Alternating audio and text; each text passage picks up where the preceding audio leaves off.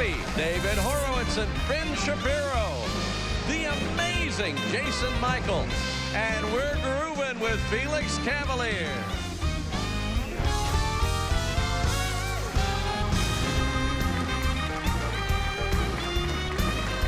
That's Trey Corley in the Music City Connection. And I'm your announcer, Keith Bilbrey. And now, here's Mike Huckabee.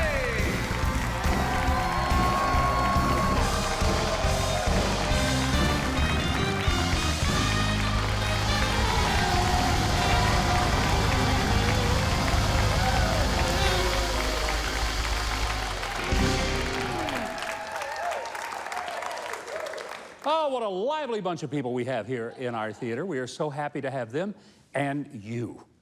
Now, let me let you know, I have never really kept up with the Kardashians, but when Kim Kardashian West, that's her name now, when she showed up in the West Wing, by the way, it was not named after her husband, Kanye West, but I took note because she was there to discuss some real problems in our criminal justice system. Now, I doubt she's a policy expert, but if her celebrity can be helpful in bringing attention to reforming a system that sometimes puts a person in prison for life for 3 relatively small thefts, then God bless her. It's an issue that's close to my heart because for the almost 11 years that I was a governor, there wasn't a day when I didn't deal with prisons, inmates, clemency requests, sentencing issues, or some other aspect of our criminal justice system. The issue might be a request to issue a pardon to somebody who was 40 years old, but who at 17 was a mere passenger in a stolen car. And while he never even went to prison, the felony conviction meant that he couldn't even get a job emptying a bedpan in a nursing home because he couldn't clear a background check. It could be the signing the warrant and issuing the command to carry out an execution. But changes are needed in the system. A couple of decades ago, a popular policy was 3 strikes and you're out.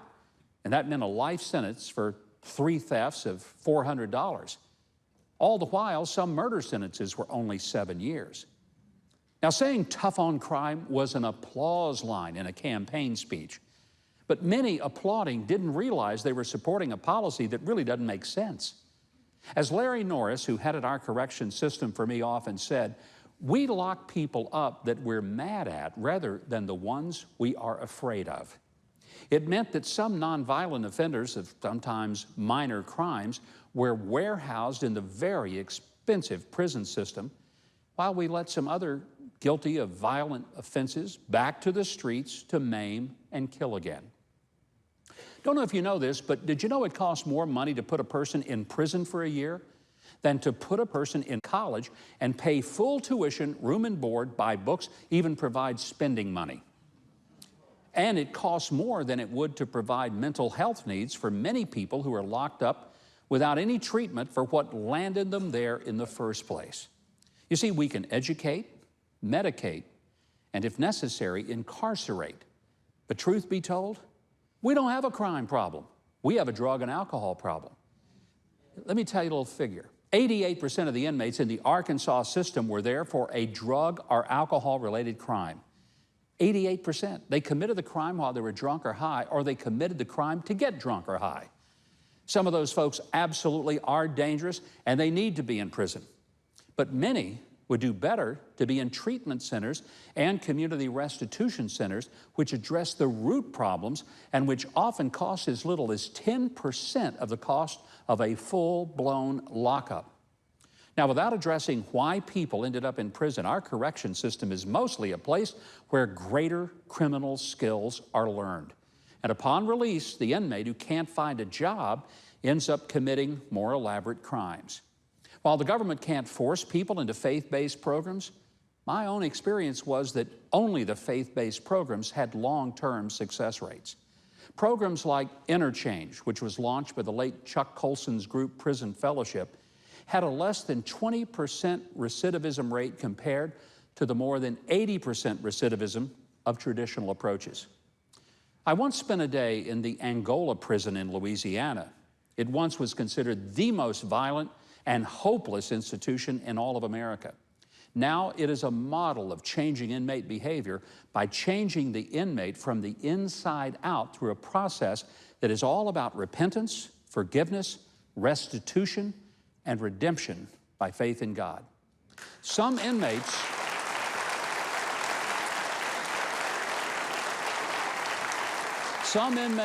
will never get out because of what they did. But while their bodies may not be freed, their souls have been. So let me say it here. Thanks, Kim Kardashian, for using your notoriety and celebrity for something other than showing us how large your backside is, and instead showing us how large your heart is for a system that is terribly broken. Oh, sure, the cynics. I know the cynics sneered at your meeting with the president, but I just want you to know I salute you and the president for putting this issue front and center, because America can and must do better. And if that means keeping up with the Kardashians, then count me in.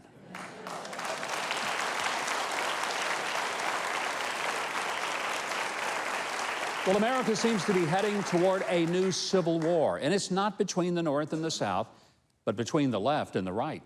Earlier today, I had the chance to speak with David Horowitz.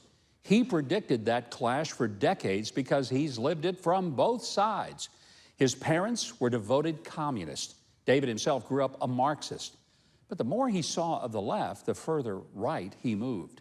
He's now one of America's leading and most insightful conservative thinkers, editor of Front Page magazine, and author of the Black Book of the American Left, Ruling Ideas, Volume 9, in the series of his collected writings. Here's that conversation. David, in 1968, things were pretty bad, pretty divided in this country. I must tell you that I remember it well. Are things worse now than they were in 1968, or is it just that we have 24/7 cable coverage and social media that makes it seem worse? Far worse. They're just far worse. I couldn't imagine when I was a radical in the 60s supporting a terrorist Jew-hating organization like Hamas, but the left does that.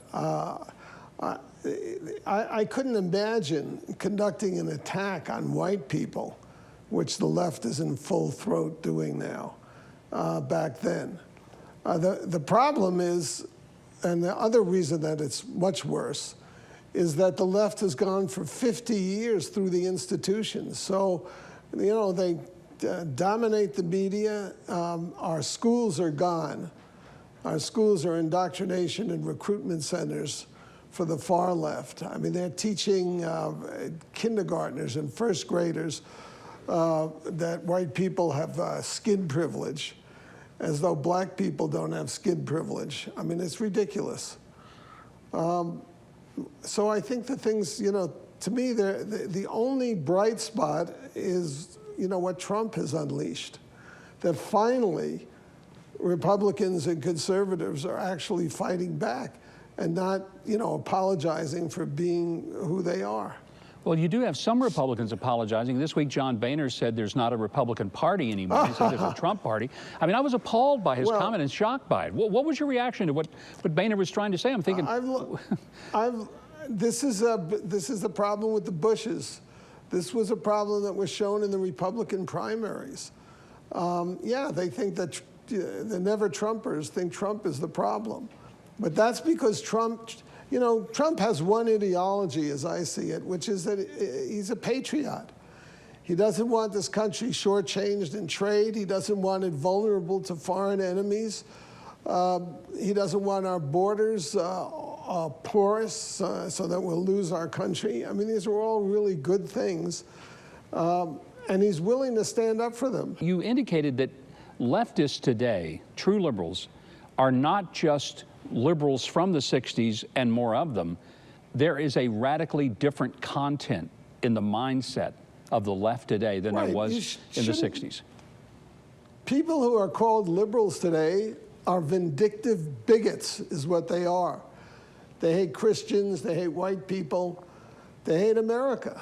Obama hated America. How could a president deliver to a regime that is chanting, whose leaders are chanting death to America, who's killed 3,000 Americans, $200 billion and a path to nuclear weapons. You know, but nobody called him to account, really. When he betrayed every American who died in Iraq by pulling us out entirely and opening the whole Middle East to ISIS, no Republican said, this is what a traitor does. This is treason. And, you know, of course, if you're a politician, you have to have some art to what you're doing. But you need to be confrontational. I mean, I was struck during the campaign when Trump debated Hillary in front of 70 million people and looked her in the eye and said, "You are a liar and a crook." Now, there's no, which he is both, but there's no other Republican in the universe who would have done that. You mentioned earlier about education, that our schools, you said, are gone. If you were advising young parents today, what educational options and alternatives would you suggest that they should take for the sake of their children? There are very few schools where you can just send your kids and get them back after the 4 years. However, a lot depends first on you know, the subjects. If you're going into mathematics or biology or any hard science, things are pretty much okay.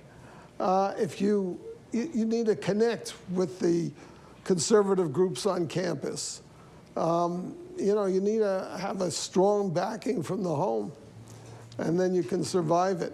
But it's really, it's horrendous. They purged conservatives from faculties. They're as rare as unicorns on any university faculty. They purged conservative books from the required reading lists. They changed the fields. I mean, you know, I'm going to speak at Santa Cruz. They have a feminist studies department. That's not scholarship. That's not academic. That's just ideological training. And all women's studies are that anyway. And now they've, you know, blocked conservative speakers. I mean, you have to go to campus with, well, I can't speak at the University of California, Berkeley. I've been barred twice from doing that. So they've eliminated the intellectual debate. Look, first of all, everything is converted into something racial, like the Starbucks. There's no evidence that there was anything racial in what went on in Starbucks. Two very large men came in, were told by a smaller female manager that the policy of Starbucks is that you have to, if you want to use the bathroom, you have to buy something. And they defied her, and she got frightened and called the police. So why is that racism? David, I want you to know you may not be welcome on the campus of the University of California, but you are always going to be welcome on this show. It is a delight having you here. Thank you so much, and I seriously look forward to having you back soon. Thank you, Governor. Well, our thanks to David Horowitz for being a kind of modern-day Paul Revere, sounding an alarm to Americans that the enemy is at the gate, so you better wake up. Now, the Black Book of the American Left, Volume 9, Ruling Ideas, is the 9th and last in a series of his collected works. You can find them all and a whole lot more at horowitzfreedomcenter.org. And let's turn ourselves over to Keith and find out what else we have coming up tonight. Well, coming up next, Huck's hero Amy Constant as she helps educate children in Africa. Then Rock and Roll Hall of Famer Felix Cavalier of the Rascals gets us grooving. And later, political conservative champion Ben Shapiro takes on American cultural insanity.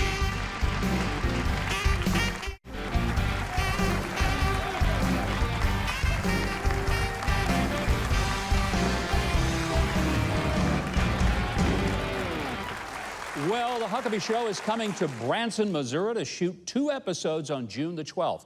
And we want to see you there. And by the way, if you like rides, they've opened a brand new roller coaster. It's called the Time Traveler. It will leave you as scared as deviled eggs at a church picnic. Now, our guests on June the 12th will include Tony Orlando, the Shanghai Acrobats, Irish tenor Anthony Kearns, the Haygood family, the Presley Family Quartet, country legend Mo Bandy, and many, many more. Now, the Huckabee Show is free, but you do need to purchase a day admission to the park, and you'll want to make a day of it anyway and ride that roller coaster. You can find out all of the details at silverdollarcity.com/Huckabee. That's silverdollarcity.com/Huckabee. I hope you'll join us on June the 12th. It is going to be great, great fun. Now, you're about to meet an incredible young woman. She's a mother, a marathoner, and a missionary to Africa. But what she's doing for children and what she overcame herself is why Amy Compston is this week's Huck's Hero.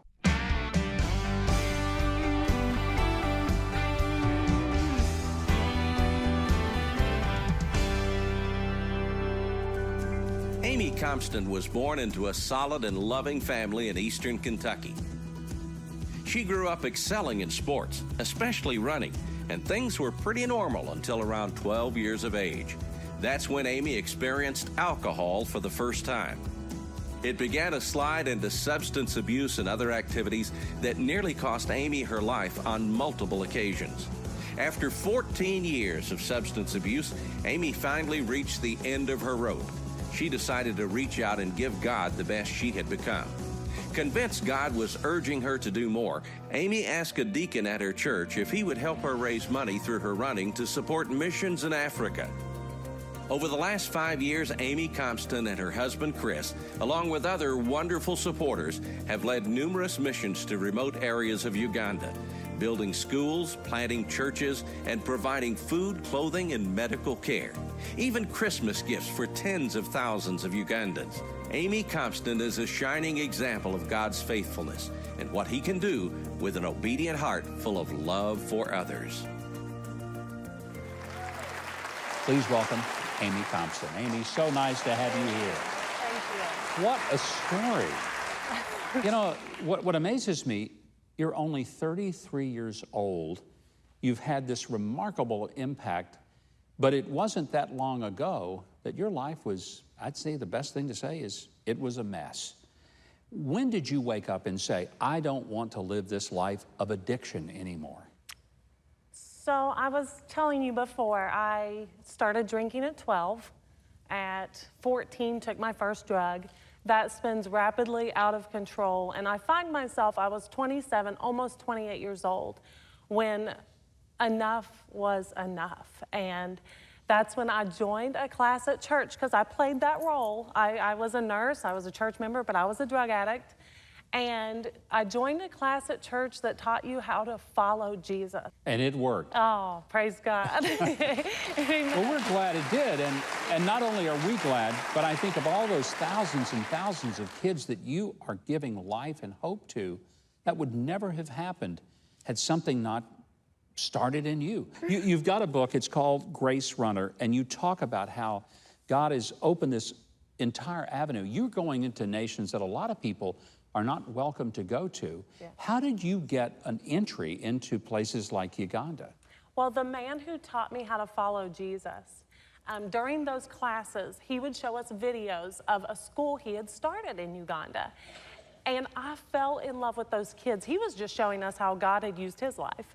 And I fell in love with them, and that's when, being a runner, God placed it on my heart to run for those children. And then in 2016, we were able to open the very first Amy for Africa school. So right now, all of our energy and resources are going to that Amy for Africa school in Jeru, Uganda. Your book is remarkable in telling that story. And I want you to know that if you'd like to learn more about Amy's incredible story and her mission work, visit amyforafrica.com. Thanks so much for sharing your incredible work, Amy. Keith, we got to keep this show running, so tell us what we're going to do to make that happen. Yes, we are. Coming up, folks, the Rascals' Felix Cavalier performs. Then conservative commentator Ben Shapiro tells it like it is. And magician Jason Michaels breaks free right here on Huckabee. Welcome back. Not long after the Beatles launched the British invasion, a young man named Felix Cavalier had an American answer. He formed the Young Rascals and began firing rock and roll musical volleys back like Good Lovin', I've Been Lonely Too Long, How can I be sure? A beautiful morning, and people gotta be free. You remember all those, I'm sure. I certainly do. Well, here to sing the Rascals' monster #1 hit, Groovin', would you please welcome, accompanied by our own Music City connection, Mr. Felix Cavaliere.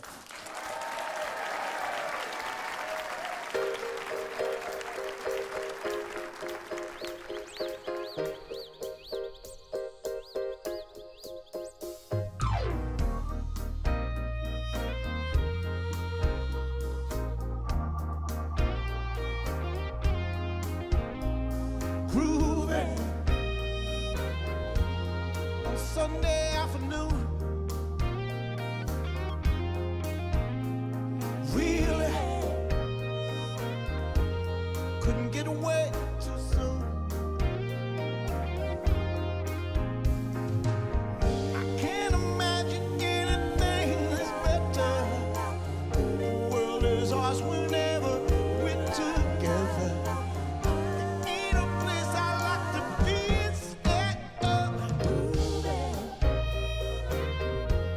Down a crowded avenue, just doing anything we like to do. There's open lots of things that we can't see. Can be anyone we like to be. All those happy people, we could be just grooving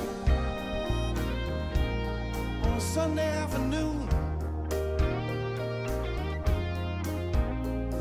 Really couldn't get away too soon. No, no, no, no.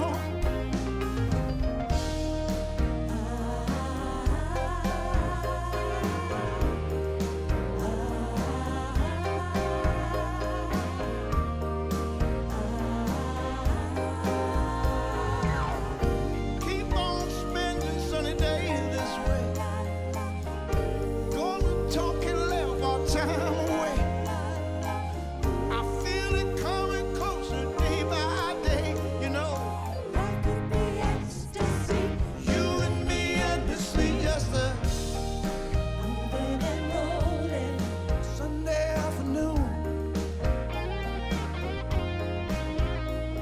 Really couldn't get away too soon. No, no, no, no. Kelly.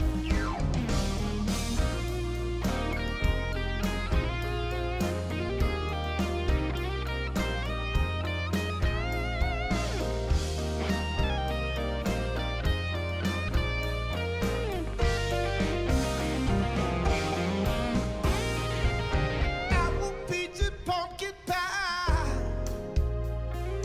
You were young and so was I. Now I wanna take you home, darling. I will marry you so you won't roam. Marry you so you won't roam. You know, I remember the first time that I saw her. I remember the first time that I held her hand. Made me feel like singing a song just like this. I got sunshine on a cloudy day. And when cold outside, I got the month of May. I'd love to hear you sing now. Can you do it? Let me hear you sing.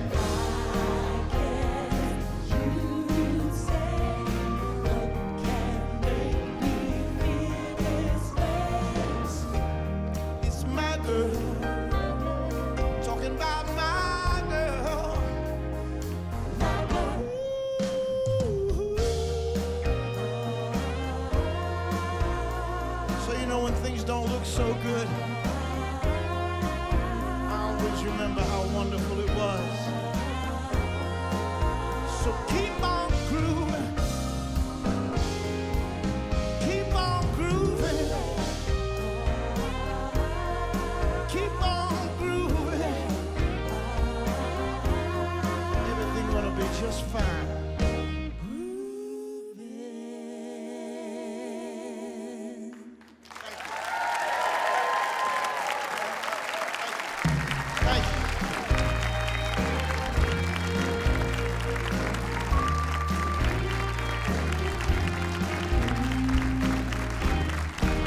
Well, Felix, that's amazing. You know, it sounds just like it did 50 years ago. Did you think that over 50 years ago you'd still be singing those hits? No. I mean, that's what I find amazing, is that some of the great rock bands of the 60s, their music is still fresh. Younger people still love it. Does it surprise you? Well, yes, it does, quite frankly. You know, actually, we didn't think we were going to make it past 30 in those days, you know? We thought... Yeah, 30 was old, wasn't it? That was old. And, you know, to think that, seriously, Groovin' is celebrating its 50th year. Incredible. Which is... Yeah. Over 50 years, incredible career.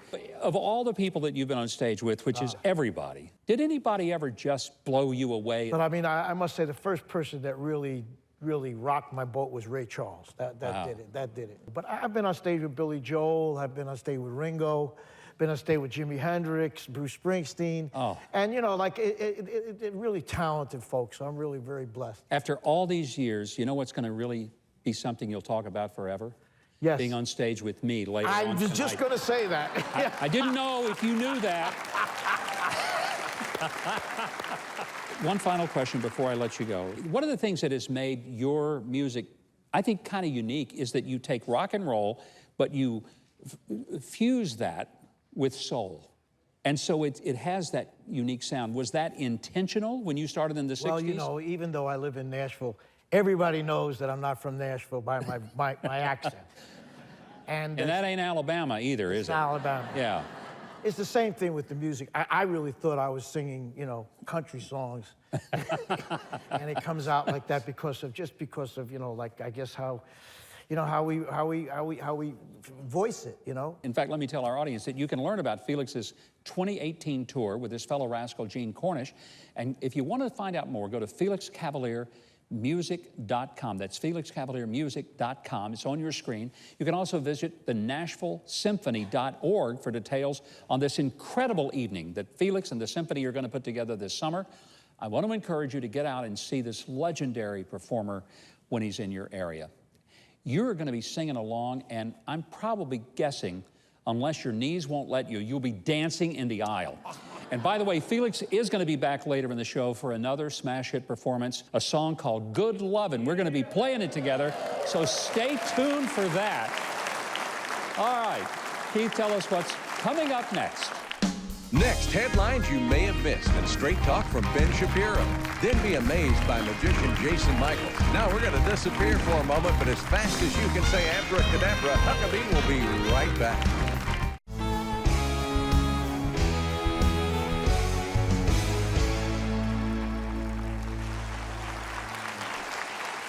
Well, even for the most observant news watchers, there's been plenty to miss in the last week. But fret not, for I am here to fill you in on the latest stories from all over the news, from inside the Beltway to 30,000 feet in the air.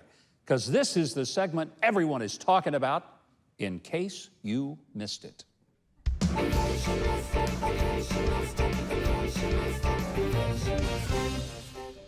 Well, you may know I fly a lot. I mean, several days a week most of the time.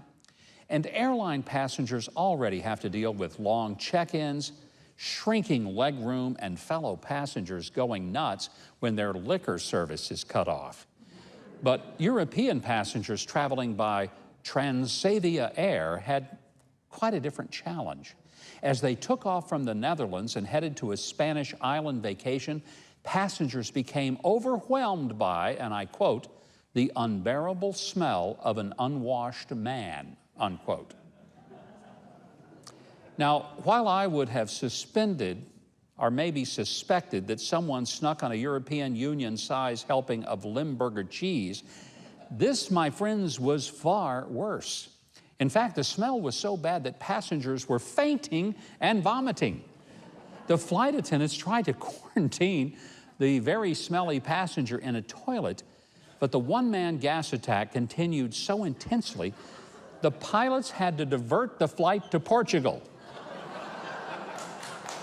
For the record, I am not that passenger. When this story broke, I was on board a domestic Delta flight, but only a couple of passengers became nauseous because of my presence.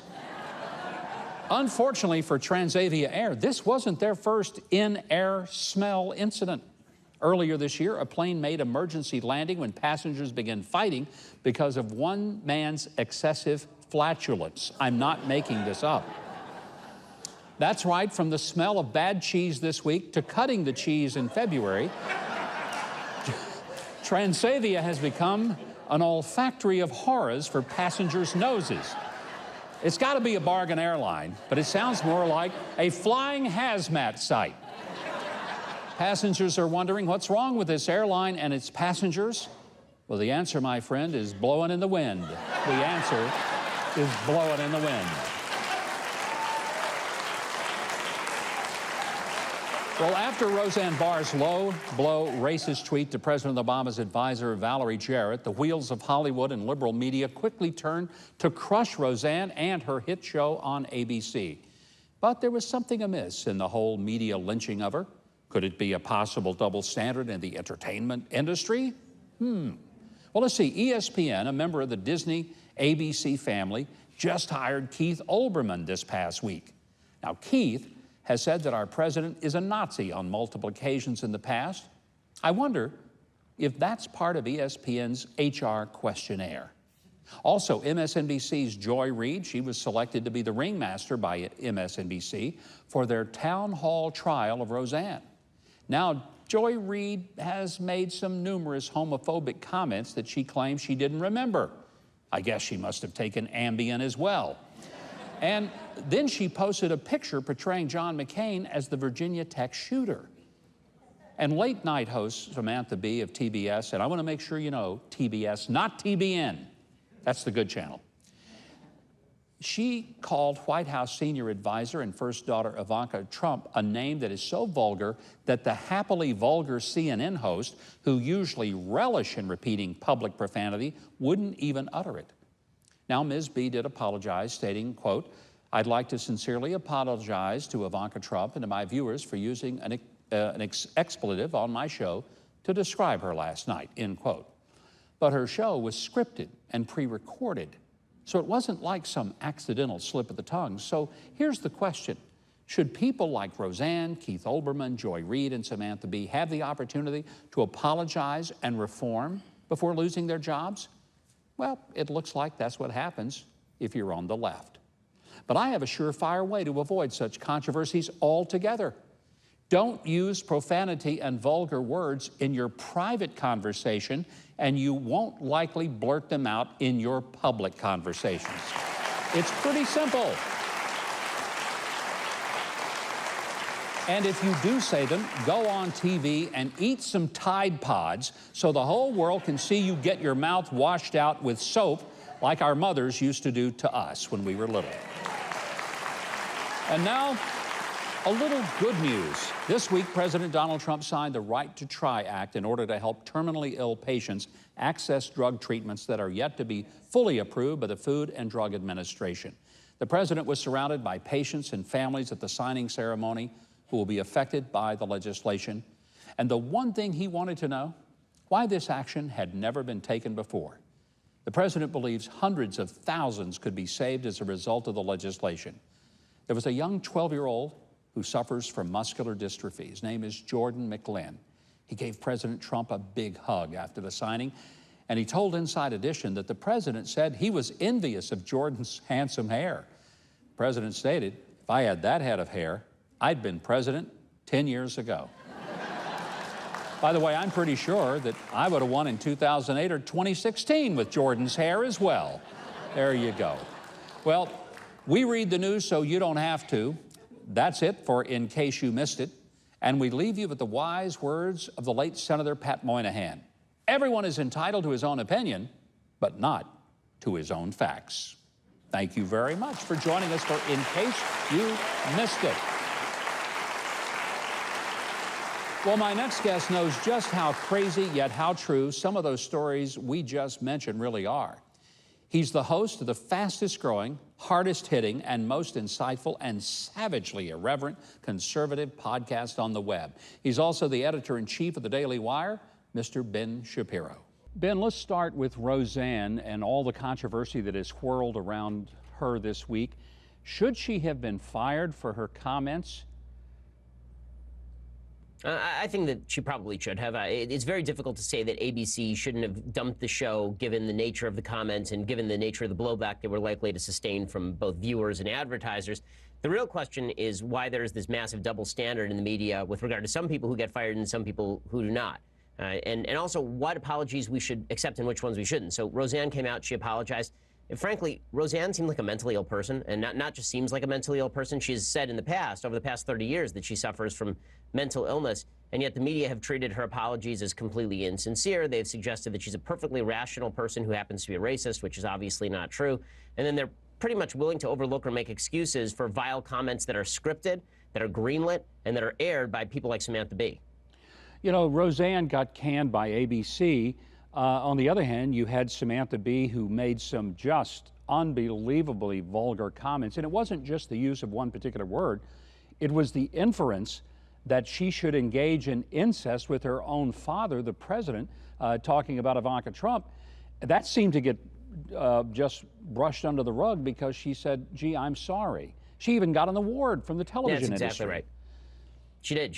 She got an award for it. Not only did she get an award, the awards show for social change, they barred the press from attending the awards show. And at that awards show, she proceeded to actually give a speech explaining that she wasn't really sorry at all. And yet everybody brushed it under the table. Half of Hollywood agrees with her. I mean, half of Hollywood was out there openly defending her original comments. It's really funny. Chris Hayes over at MSNBC, he had said that Roseanne Barr's racist comments were representative of Trump followers. Samantha Bee's comments are much more representative of Hillary Clinton followers than Roseanne's comments were representative of Trump followers. You've been pretty controversial. You go to a college campus. What is so frightening about Ben Shapiro that college campuses want to either shut you down or put extraordinary bridles on the facility in which you speak, or the venue, or maybe the topics that you cover? You know, it really is a matter of the left deciding that everybody they disagree with is a racist, sexist, bigot, homophobe, and who believe that these campuses have to be made safe from opposing viewpoints, that if there's an opposing viewpoint, that is a referendum on the character of the campus and a referendum on the character of the person who's opposing them.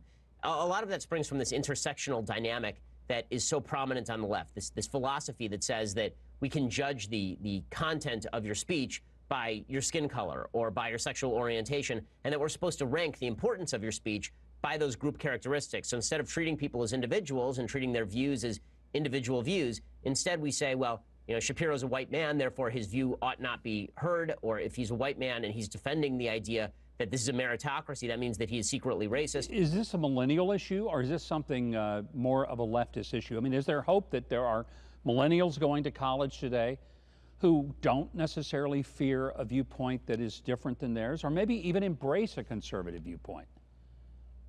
Yeah, I do think that what you are starting to see, and it's really interesting, is this real backlash to the identity politics that's been pushed by the left. So it is, you know, millennials who are getting violent on campus, but it's also the mainstream Democratic Party that has really internalized the intersectional critique and said that we're supposed to judge the value of your opinion on the basis of your group identity and membership.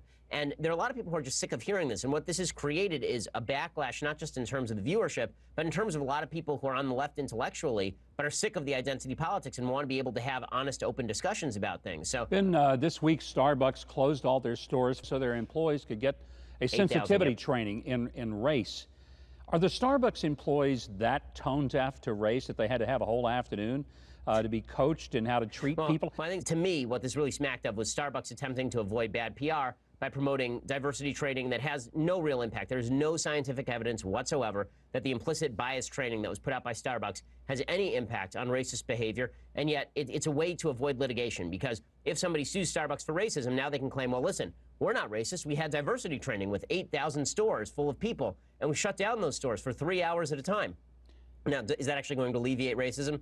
No, there's actually just as much evidence that these sorts of programs actually enhance racism by making people irritated, but it doesn't matter to Starbucks because Starbucks' entire job here is to avoid the bad headline. Ben, always a delight to hear you. Thanks so much for joining us. It is a pleasure having him on the show. And thanks so much. And make sure to read Ben's insightful commentary and subscribe to his potent and entertaining podcast, The Ben Shapiro Show. You can get both done at dailywire.com. It's dailywire.com. All right, Keith is standing by in his special little spot, and he's just jumping to tell us what we have coming up next. Well, get ready, Mike, because after the break, amazing magician Jason Michaels breaks free. Then Felix Cavalier performs Good Lovin' here on Huckabee.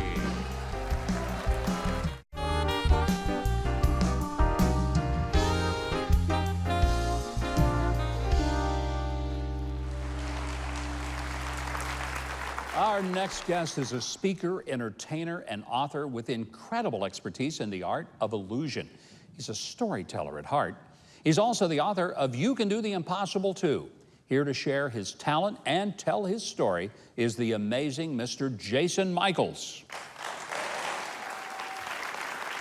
Thank you. Thank you. Ladies and gentlemen, I have a straitjacket, exactly the type of thing that would have been found in the early 1900s. I also have Nelson here who is going to place me in the straitjacket. So Nelson, if you will.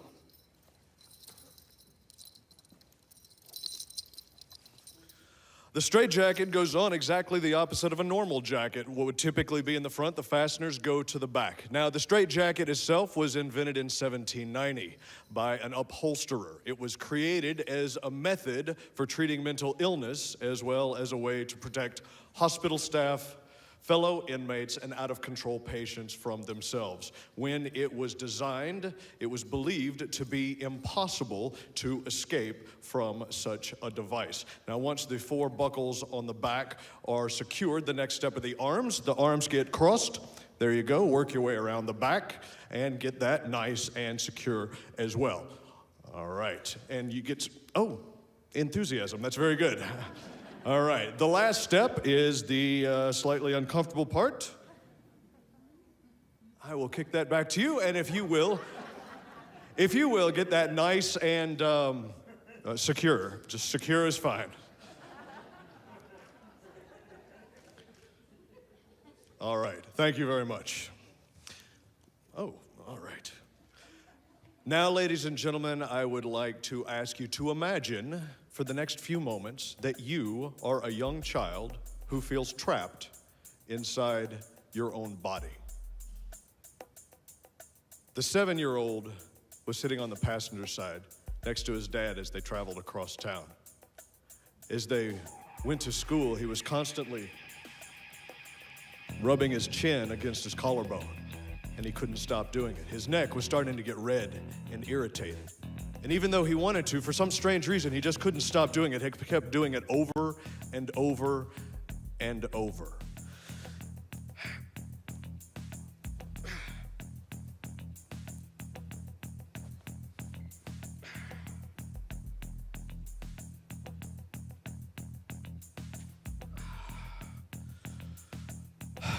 We're going to fast forward 6 years, and the 13-year-old was sitting in a doctor's office. He had seen numerous doctors before, but none of them really knew what the problem was. There were talks of ADD and OCD, but this doctor was different. This pediatric neurologist knew exactly what the problem was. It was an uncontrollable movement disorder called Tourette's syndrome. And she started the young man on medication that did little to stop the annoying tics, twitches, and vocalizations.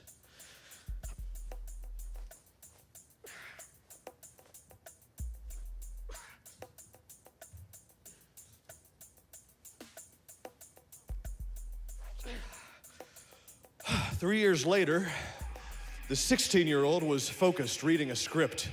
He'd never seen a script before, much less auditioned for a play. In fact, to some of his friends, it was ridiculous and mind-boggling that a teenage guy would want to step in front of an entire group of people, his peers. Because what if the tics started up again? What if he started twitching?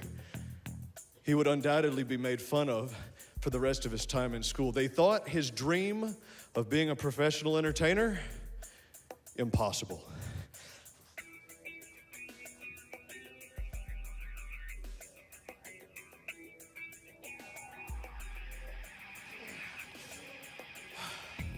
Present day, the 43-year-old man who had performed literally around the world for military bases and in performing arts centers and for private events stood on the side of the stage, and he thought it was strange. He thought it was odd that he had both a genuine talent and a genuine passion for performing for live audiences, and he also had this uncontrollable movement disorder. He thought it was odd that the moment he took the stage at that play in high school, his tics and twitches vanished.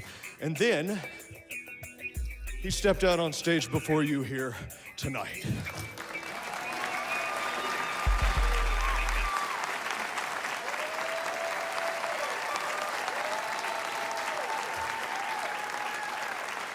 Jason Michaels, that's your story. That's my story. You grew up with Tourette's. Yes. So you had this vocal tic and physical things that were happening to you. I'm sure you were probably made fun of by other kids at school. Yeah, a little bit, absolutely. I mean, that type of thing happens to lots of different kids. I was very fortunate that I grew up in a fantastic family, always was supported. But yes, I mean, and it's still, strangely enough, even as a 43-year-old guy, people still sometimes say things to me because they don't know what it is. It's a very odd thing when it happens, and they just are taken aback, and so they say things.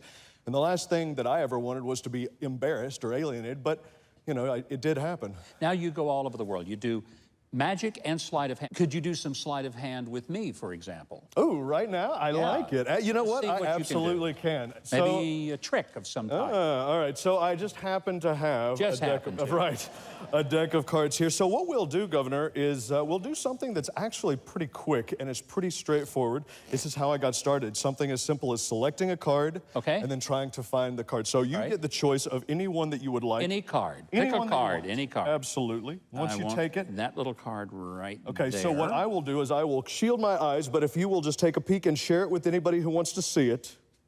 I'm going to hold it up there for the audience to see, but he can't see. I'm looking straight down. I can't see a thing. Tell me when I'm good. It. Okay, so, and do remember it or else this thing's going downhill pretty fast. So, yes. If you will place the card back for me. What I'm going to attempt to do here is I am going to attempt to find your card using a little bit of touch. Sleight of hand is about technique and dexterity. And if I have been able to use the technique and dexterity to find your card where you placed it near the center and get it out of the top, you probably wouldn't want to play cards with somebody who could do this. Probably not. There's a private game going on after the show. Yeah, I'm sure there is, and I'm not in it, that's for sure. Do me a favor, hold your hand out for me. The fact that I can get your card, what is that? The Queen of Spades. That is only slightly impressive. Here's what's more, well, first off, that was your card, yes, the Queen of Spades? No. No, did you not pick the Queen of Spades? I did not pick. Okay, what was the card? What was the card? Yours? Mine was the Queen of Clubs. Oh, interestingly enough, if I snap my fingers and we turn this over, it changes No, to he did not. Queen of Clubs. Whoa! That's right. You see, I want to know how you did that, because I'm holding this card, and it was the Queen of Spades, pal. That's why magic is so much fun. It is so much fun. And that audience, you saw it, right? Yes. And I never did this before with him, so that's pretty impressive. Thank you so much. I'm glad you liked it. I'm going to give you your card back. Oh, okay. Thank you very much. But I'm going to tell our audience they need to drop by Jason's website, jasonmichaelsmagic.com. That's jasonmichaelsmagic.com. You can see a lot more of this great illusionist and his sleight of hand work, as well as discover where to see him live as he's traveling. You can also get a copy of his inspiring book, You Can Do the Impossible Too. Now, you can't do the card tricks, but you can do the impossible. There's a big difference. And it's all at jasonmichaelsmagic.com. Now, watch this little trick as I make Jason disappear. 1, 2, 3. There you go. But Keith hasn't disappeared because we need him to preview what's next. Well, that was pretty impressive. Coming up, get ready for a rock and roll classic when Felix Cavalier performs Good Lovin'. It's summertime fun when Huckabee returns. Well, welcome back. And if you have never heard this next song, then, friend, you have been living on an island or you don't have a pulse. Would you please welcome back Felix Cavalier as he rocks the house with some Good Lovin'. A 1, a 2, a 1, 2, 3. Good love. Good love. Good love. Good love. I was feeling so bad. I asked my family doctor, what did I have? I said, doctor, Mr. MD, can